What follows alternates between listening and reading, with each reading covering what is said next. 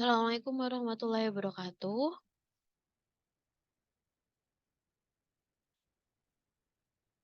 Saya Saida Mutia Muflihah dengan NIM P1337431323057 dari jurusan Profesi Dietitian. Pada kesempatan kali ini saya akan menjelaskan hasil research saya dari peneliti sebelumnya mengenai nutrigenetik. Nutrigenetik yang dibahas pada kesempatan kali ini itu mengenai interaksi nutrigenetik dengan memodulasi status antioksidan dan antiinflamasi pada pasien yang diberi suplemen yang disebut MASTIHA dengan NAFLDL. NAFLDL yang bisa kita sebut yaitu penyakit hati berlemak dan alkohol merupakan penyakit hati yang paling umum memiliki konsensus terapi. MASTIHA adalah suplemen nutrisi alami yang dikenal memiliki sifat antioksidan dan antiinflamasi, yang dimana dengan tujuan penelitian ini yaitu untuk mengetahui bagaimana suplementasi MASTIHA ini selama 6 bulan dengan porsi yaitu 2,1 gram per hari yang dapat berdampak pada status antioksidan dan inflamasi pasien NAFLDL dan apakah varian genetik secara signifikan dapat memediasi efek pemberian tersebut. Metode penelitian yang digunakan yaitu peneliti merekrut 98 pasien dengan obesitas dan NAFLDL secara acak, lalu mengalokasikan ke kelompok MASTIHA atau placebo selama 6 bulan. Status antioksidatif dan inflamasi dinilai pada awal dan pasca perawatan, dan genetik secara seluruh genom diperoleh dari semua peserta untuk menyelidiki interaksi gen demi MASTIHA. Pasien NAFLDL dengan obesitas yang mengonsumsi MASTIHA memiliki status antioksidan total yang jauh lebih tinggi dibandingkan dengan kelompok placebo. Lalu pada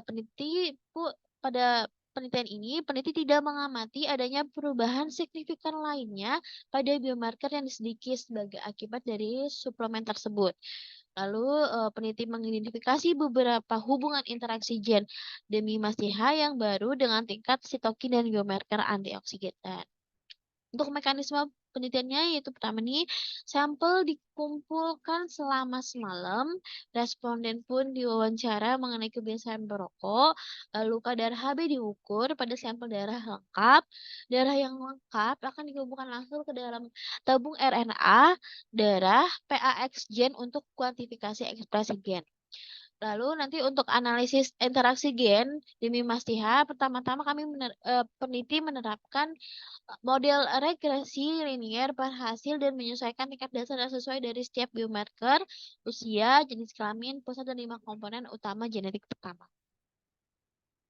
Hasil penelitian menunjukkan bahwa IL-6 dapat meningkatkan proliferasi hepatosit dan memiliki peran protektif dalam fibrosis hati. Sementara pengamatan lain menunjukkan korelasi positif antara IL-6 dan tingkat keparahan NAFLDL. Peneliti mengidentifikasi dua lokus genetik dengan membuktikan hubungan nutrigenetik MASTIHA dengan sekurasi IL-6. Alel utama RS133H3732171 ditemukan memiliki kecenderungan IL-6 yang lebih rendah pada kelompok MASTIHA. Beberapa penelitian sebelumnya juga menunjukkan bahwa potensi nilai diagnostik atau prognostik dari biomarker ini pada NAFLDL karena miRNA tampaknya terlibat dalam perkembangan penyakit.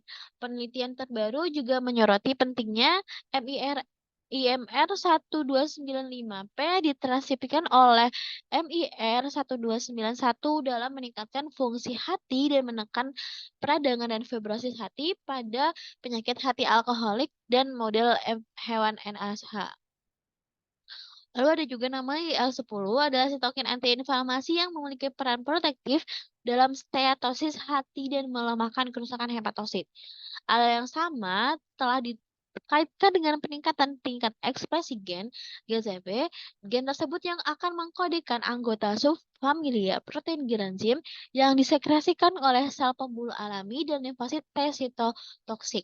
Protein ini yang akan terlibat dalam penyakit arteri koroner dan fibrosis jantung. Kesimpulannya, peneliti hanya meningkatkan tingkat sirkulasi biomarker oksidasi dalam peradangan yang mungkin dipengaruhi oleh faktor dan kondisi mendasar selain NAFLDL.